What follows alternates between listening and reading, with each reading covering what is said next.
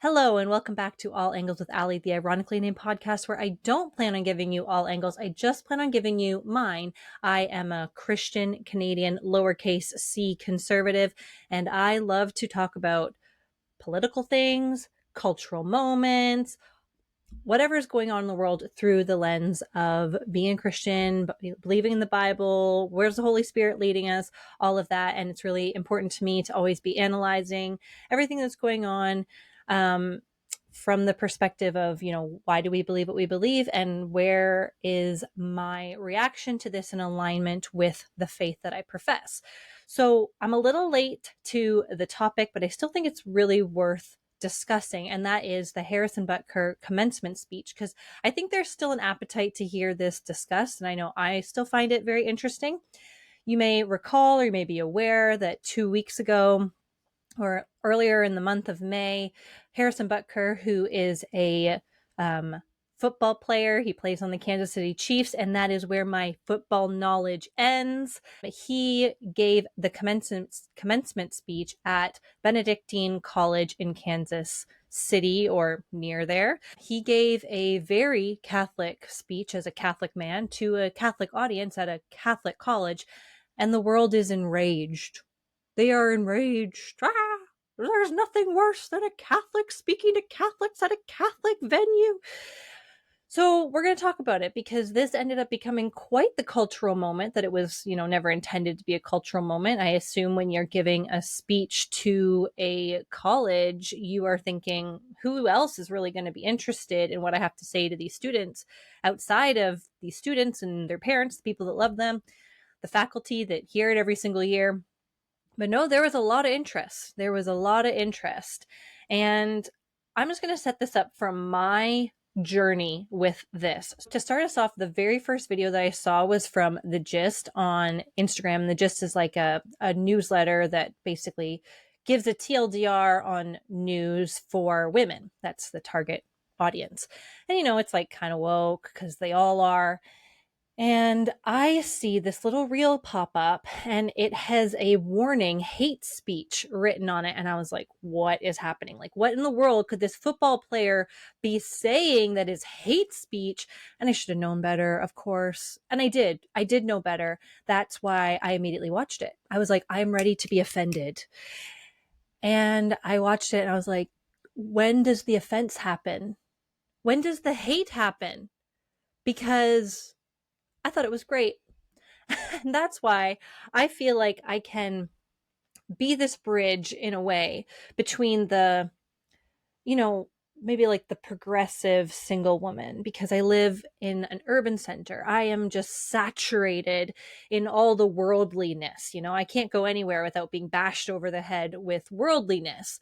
I can't go anywhere without seeing some kind of flag or some kind of ideology. Well, it's not that I just see it. I have to hear it. I have to interact with it. I don't have any other choice. I choose to live here. I like living in the city. That's important to me. But it's exhausting at the same time when you're like, yeah. I get it. I'm not welcome here. I get it. Where's my flag? Haven't found one. As far as I know, I'm not welcome anywhere. So I am always in costume. I'm always in costume as a woke woman. But I'm also, a conservative, as I said, lowercase c. I think that's important because I don't want to be a party hack as much as I am aligned with certain party things. But I am a conservative, which is pretty radical downtown, and I'm a Christian, and that's the most important thing about me. So the most important thing about me is not who I'm sleeping with or not sleeping with. It's not who I'm attracted to. No, my faith is what gives me identity. It is like what shapes the entire framework of my world and underpins everything I do. That's more the way that things should be. But, our world is upside down and backwards and inverted and whatever. I feel like I can kind of bridge between like the single woman that's offended by what he said, as well as the like the married women that are not offended. They're like, yeah, duh, this is the greatest thing I've ever done in my life, being married, having children, etc. So we're going to start off by watching a few minutes of his speech. That is what ignited the most firestorm. And then there's a few other things I want to show and just discuss and talk about some of the DMs I received. And then we'll go into some of the like famous responses to his speech, and then we'll conclude with what he has said since. So let's get into that speech. Everything will be linked below so that you can go watch in full. And that's one of the first things I would say, is that when you see something that people are talking about, like, go be the wiser person. Don't settle for ignorance. Go watch the thing yourself. Everything's recorded these days. There's no reason that we should be reacting to things without being knowledgeable about it. And so let's get into this speech here. Ladies and gentlemen of the class of 2024, you are sitting at the edge of the rest of your lives. Each of you has the potential to leave a legacy that transcends yourselves and this era of human existence. In the small ways, by living out your vocation, you will ensure that God's church continues and the world is enlightened by your example. For the ladies present today, congratulations on an amazing accomplishment. You should be proud of all that you have achieved to this point in your young lives. I want to speak directly to you briefly because I think it is you, the women, who have had the most diabolical lies told to you. How many of you are sitting here now, about to cross this stage, and are thinking about all the promotions and titles you are going to get in your career? Some of you may go on to lead successful careers in the world, but I would venture to guess that the majority of you are most excited about your marriage and the children you will bring into this world.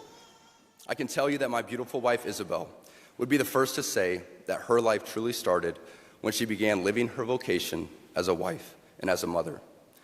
I'm on this stage today and able to be the man I am because I have a wife who leans into her vocation. I'm beyond blessed with the many talents God has given me, but it cannot be overstated that all of my success is made possible because a girl I met in band class back in middle school would convert to the faith, become my wife, and embrace one of the most important titles of all, homemaker.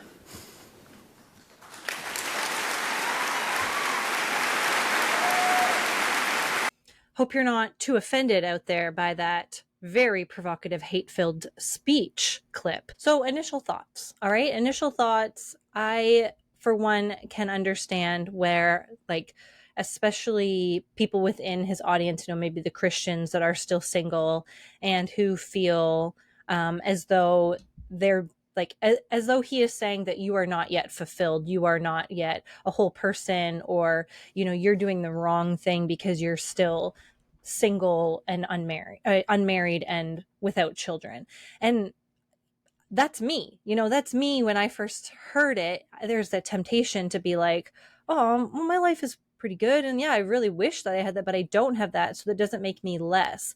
And that is just insecurity. And that's the first thing I want to say, is that so many of the reactions that have come out from this video are people being insecure. Like, I had someone write me and they said, and I'm grateful that they wrote me, but they basically said, like, I have a lot of peace about being single, and this guy is out here telling me that I need to be a wife and a homemaker. And I was just like, girl, he's a football player.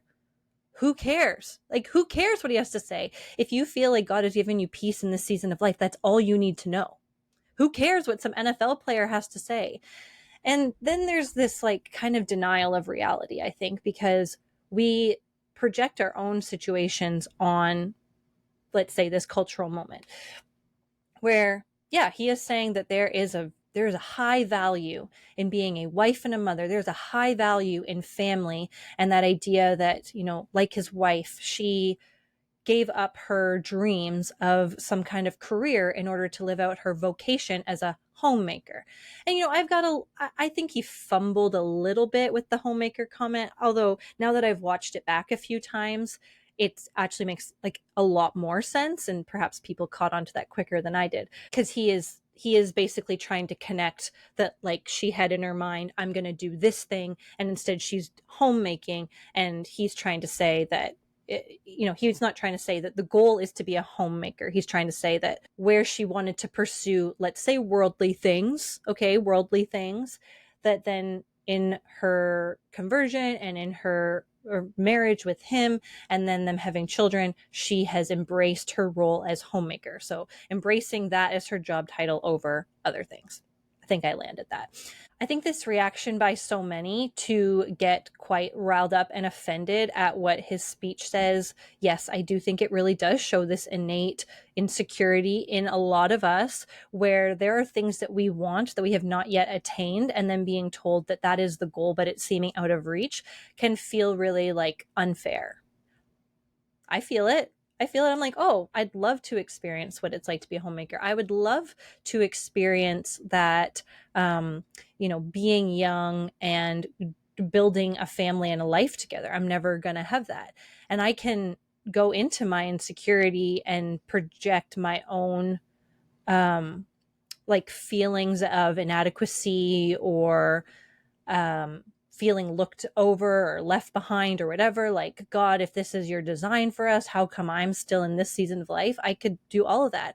Or I can say, yeah, I do believe that that is a beautiful goal to have. I believe that that is a really beautiful way to live. I hope and I pray and I believe that when it does happen, this is what I will prioritize, that I can be present with my children and raise them and not have to outsource their care.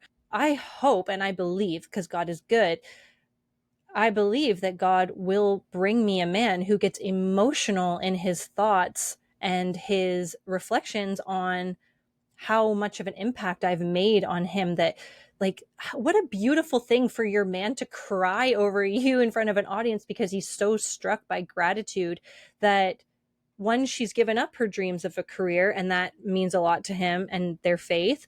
Two, that he is recognizing what an impact she makes on him to allow him to live out his vocation or his talent as a football player to provide for the family in that way.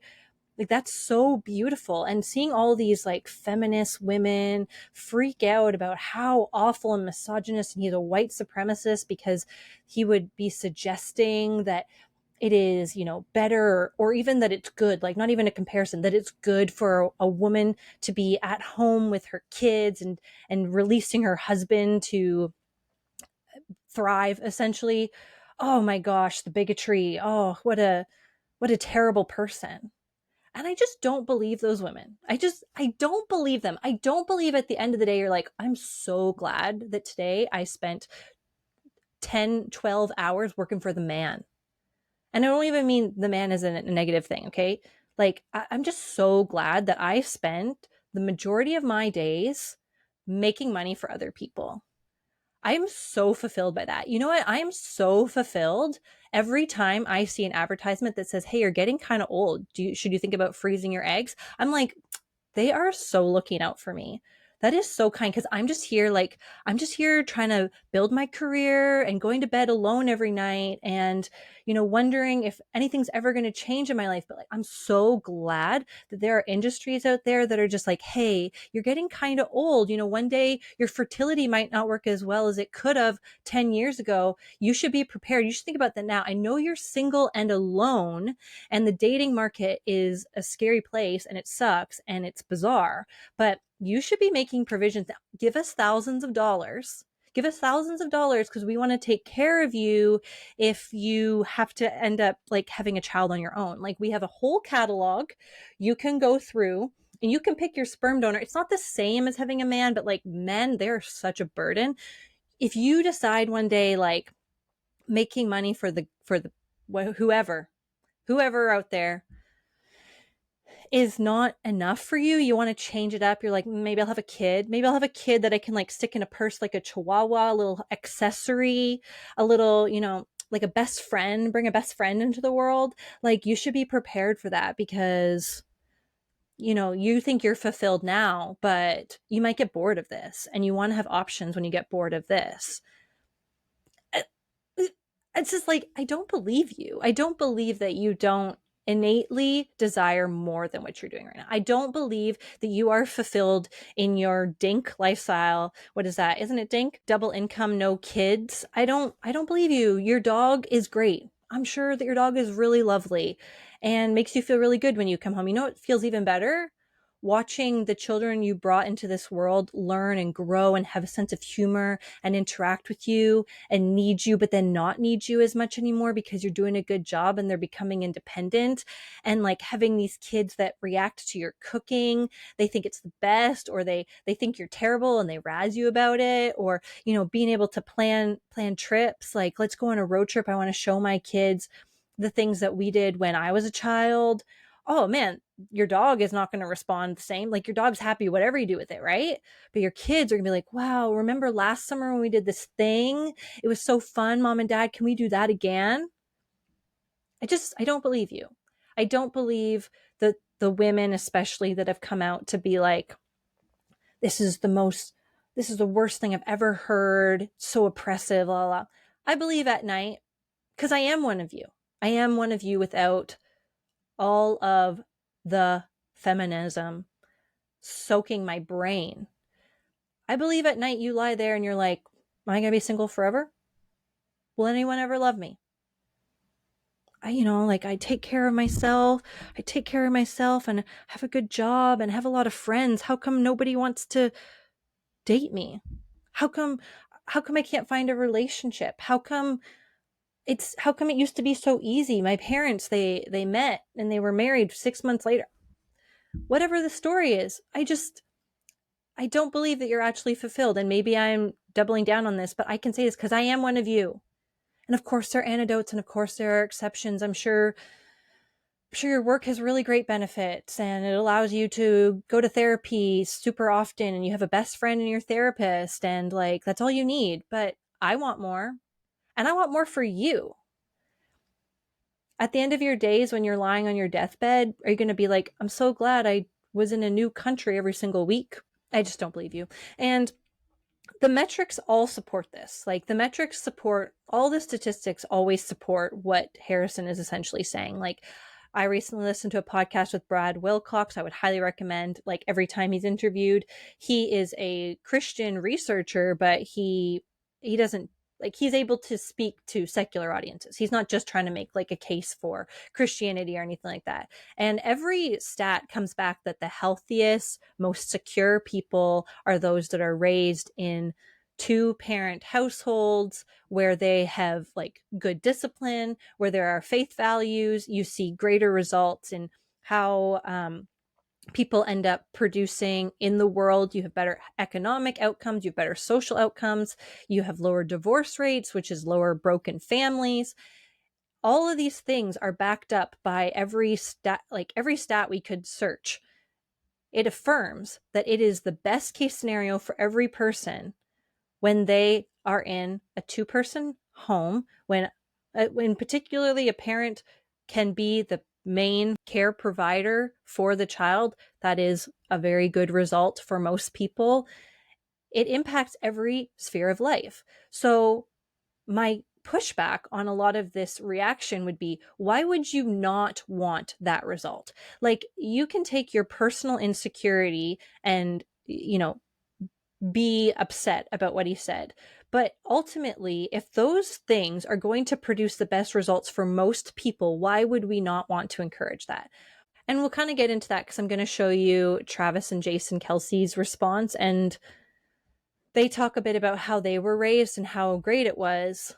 And I would say the same about my upbringing. My upbringing was like kind of unique. I had a stay-at-home dad. My parents have an 18-year age difference. So my dad retired when my younger brother was born. And I grew up always knowing where my dad was. My dad took us to school, picked us up every day, took me to all of my singing things, every extracurricular, all the time. I had so much security in, I'm going to cry, like so much security in knowing that I had a dad who was so present. And he's in his 50s at this time, like pretty remarkable thing for a 50-year-old man to want to do, like give up his career to take care of us kids. And I didn't really clue in until later on in life just how much my mom sacrificed by that being the decision my parents made. It took me a long time. And this isn't like Mom, you might listen. I'm so grateful now, but it just wasn't something I understood when I was younger. I thought that my mom wanted to work over being with us. And I see that it was so the opposite of that now. It was just like you're in this situation where you have, a husband, a father who has the ability to step back from his career. And my mom was in a position to work a very good job and to really go after things, make a good income, and knowing that her husband, that our father, was the one that was taking care of us all the time. And that's remarkable. That's so remarkable. It makes me emotional all the time now. The sacrifice of both of them in raising us. And I want everybody to have that. I want every child to be able to say, I know 100% how to get a hold of my parent at all times. I know that they will respond immediately. I know that they are available to come to my rescue or to answer me if I'm upset, or just the security of looking out into a crowd when you're like, I would perform at recitals. My dad was at every single one. That is so amazing. Why would I not want that for every child? And like I said, it takes sacrifice. So the other projection that has been coming out to all this, well, not everybody can do that. No, you can. Every family can do that. It is only a matter of priorities. And I don't want to sound like prescriptive, especially, it's low hanging fruit for someone to come at me and be like, well, you're still single and childless, so what do you know? Well, I can know some basics about prioritizing the things that you value.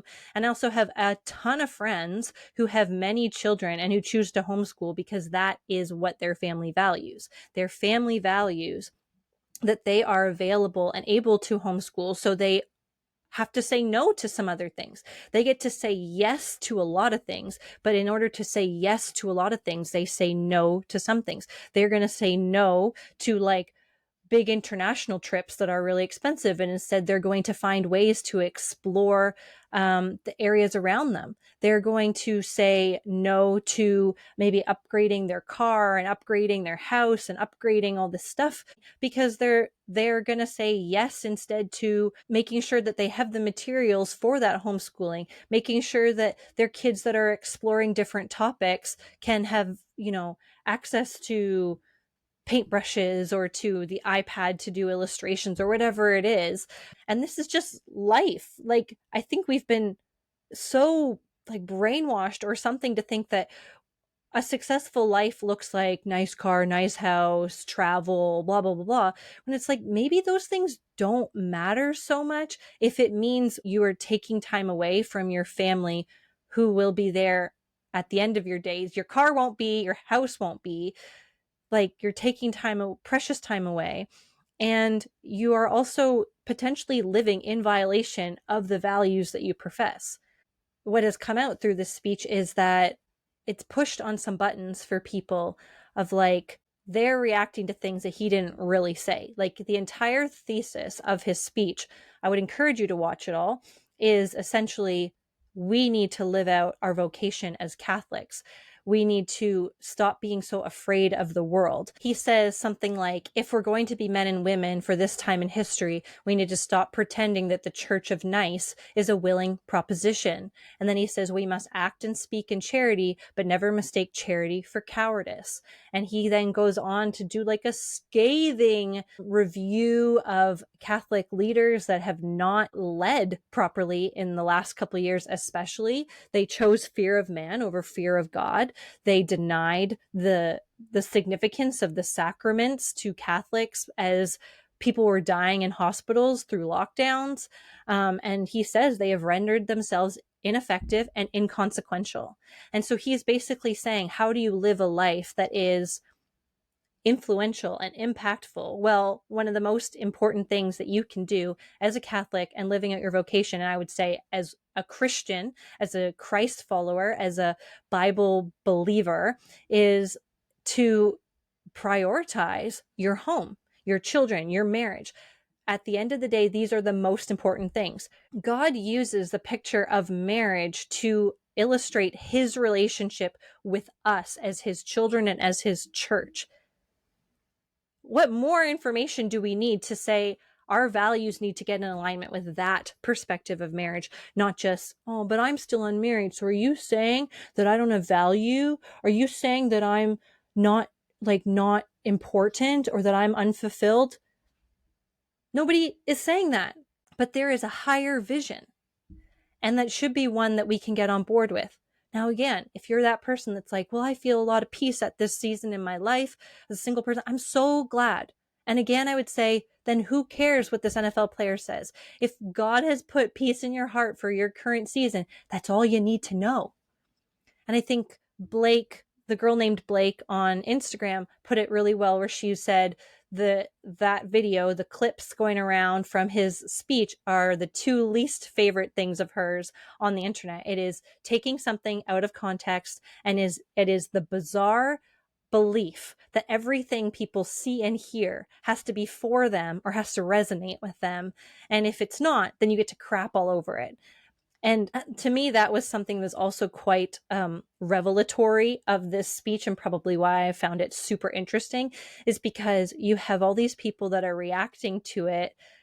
They're so offended, they're so affronted that somebody would say something different than like the heterodox of the culture that is so degenerate and so, accepting, celebratory of all this disgusting stuff, and living your life so selfishly, and you can do whatever you want, you can do whoever you want and just do anything, and there's no shame. I hate it. And then they kind of got the taste of their own medicine. This isn't like Joe Biden that says that he is a Catholic and is out there trying to expand access to abortion and trying to get more men in woman face to read to your children while his penis hangs out of his fishnet stockings. Like, this is a message to people to say, let us live in alignment with our values, and let us actually live out courageously the things that we profess. I love it. It's worth now going into a little bit of the other reactions. I think I've said my piece, but just to kind of put a consolidation video together, I want to play the Kelsey brothers responding. Of course, their platform has grown so much because of, well, definitely Super Bowls, but for, maybe more my demographic, because of Travis Kelce dating Taylor Swift. I actually really liked what they said. There is a little bit of other news coming out of the Chiefs. Oh, yeah, if you haven't heard. If you're on social media, I think everybody has been privy to Harrison Butker's commencement speech in some way, shape, or form. I don't know that many people watched the whole thing, but you've at least probably seen clips or heard other people really giving them the business on social media. We heard finally from the Chiefs a little bit. I think a lot of people are offering their perspective. Yeah. So I guess it's time for us to share. I'll let you start. You know Harrison. Yeah, I know Harry, and I saw him in the building. Nice. What were your I saw impressions? Harry in the building, and Is it Harry? He goes by Harry?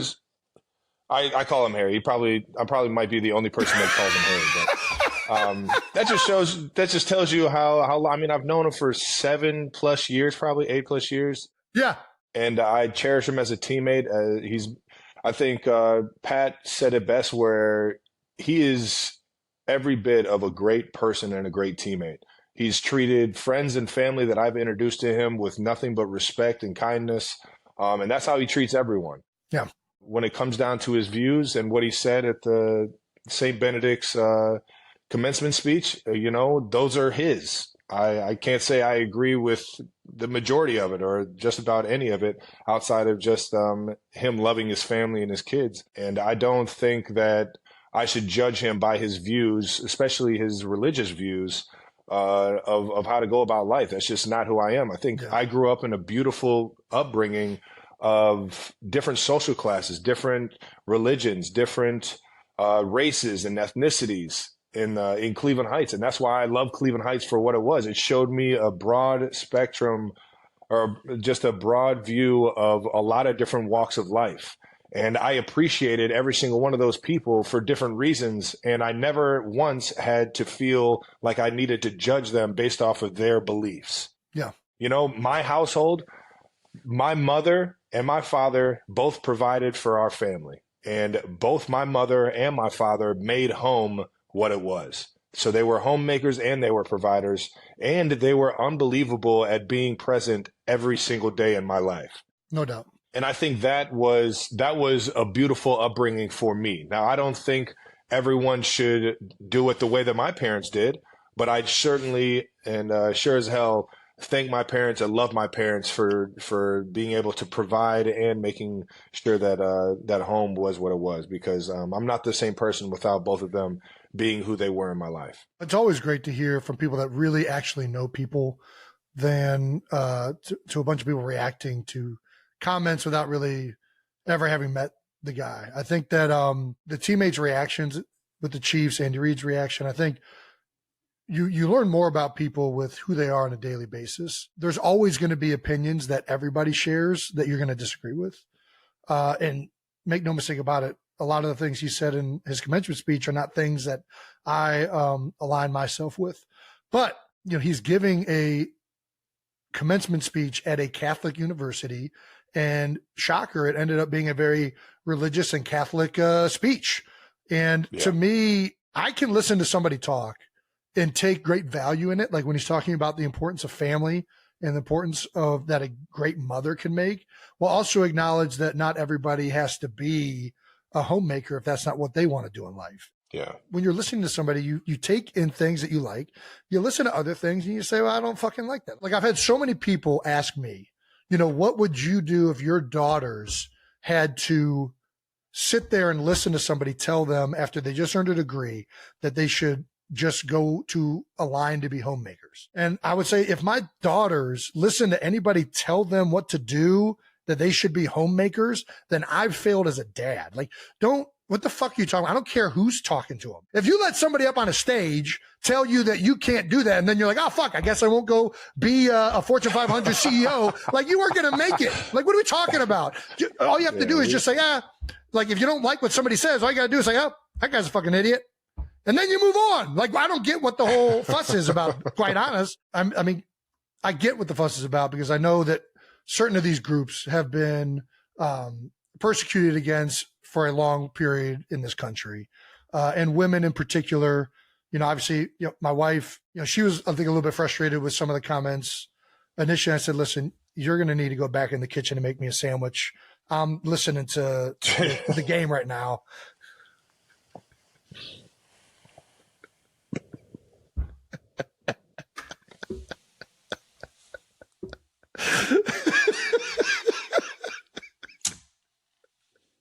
We were doing so good.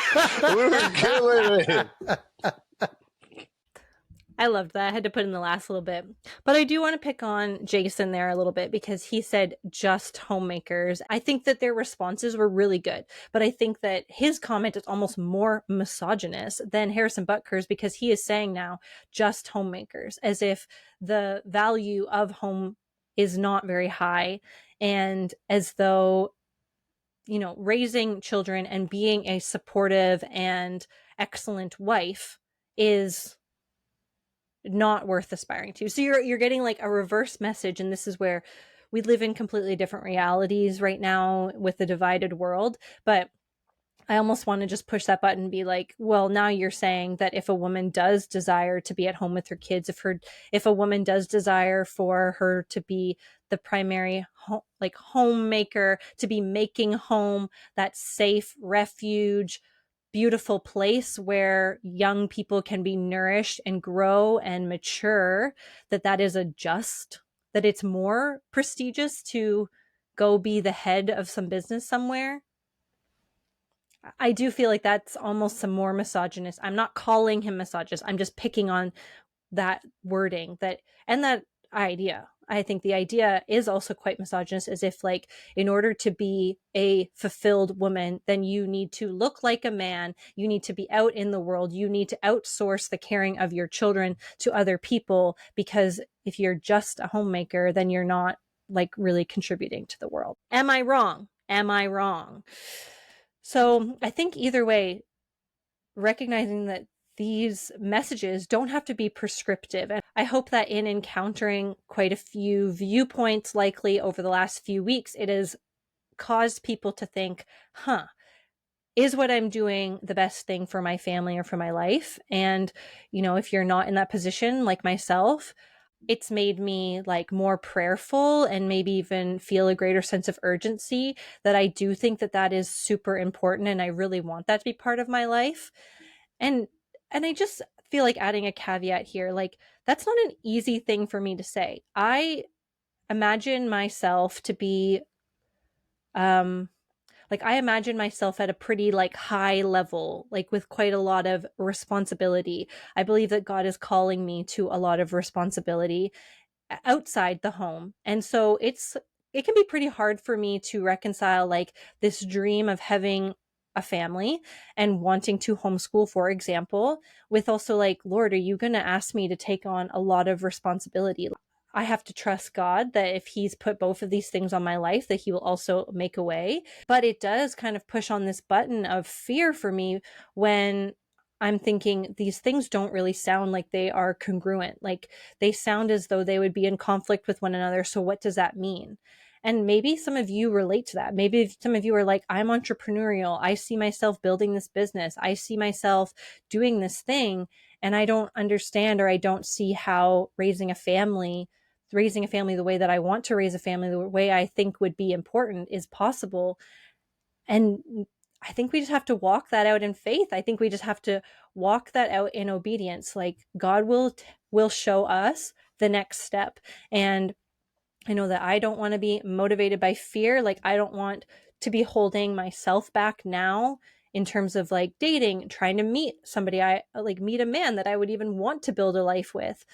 And so, you know, just if that is something you think about, I'm thinking about that too. And maybe both approach this in faith, knowing that God sees all and that he is orchestrating your steps. God's dream in your heart for family and for marriage is the second and third most important things after your decision of salvation. So know that it's in his hands and that he cares about these details far more than you or I ever could.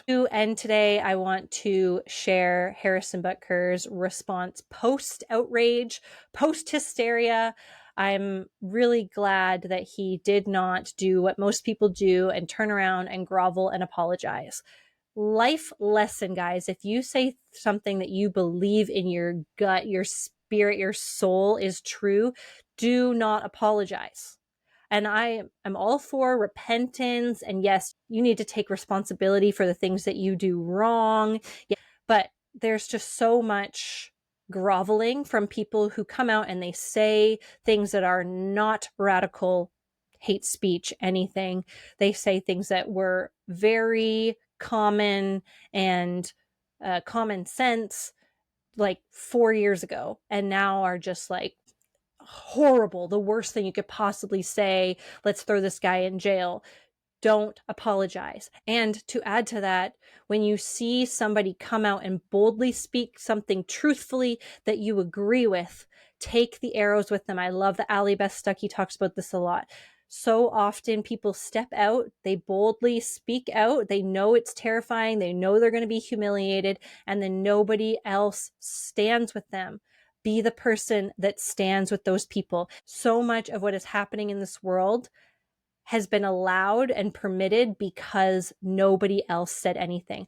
I always think back to the Toronto principal, Richard Biltztoe. I'm sorry, I don't know how to pronounce his last name, but he was in a 200-person DEI Zoom meeting that was put on by the Toronto District School Board, and the teacher was getting paid like $60,000 to tell them how racist they are.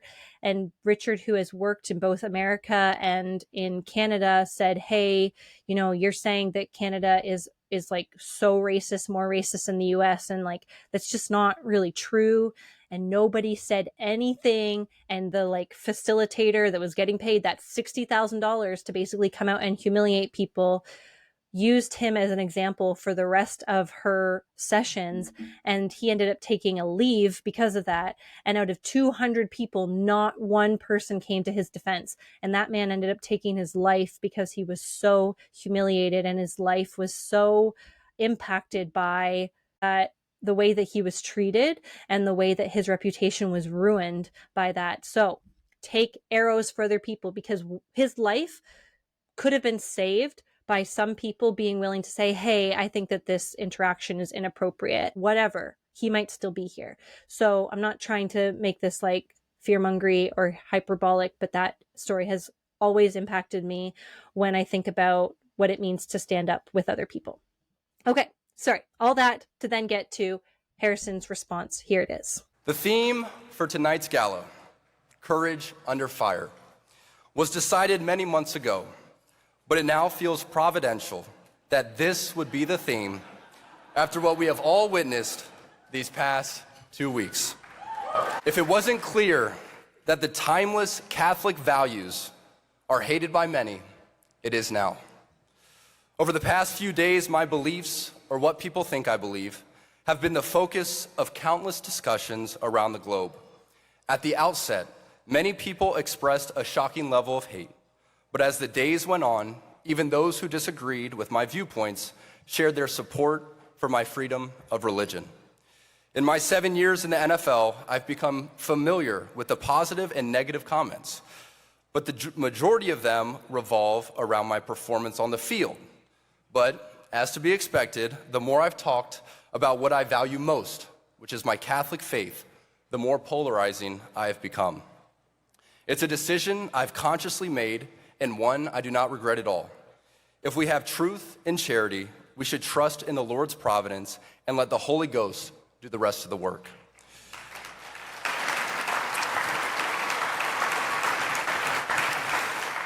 Our love for Jesus, and thus our desire to speak out, should never be outweighed by the longing of our fallen nature to be loved by the world. Glorifying God and not ourselves should always remain our motivation, despite any pushback or even support. I lean on those closest to me for guidance, but I can never forget that it is not people, but Jesus Christ who I am trying to please. So good. So I'm going to leave it there.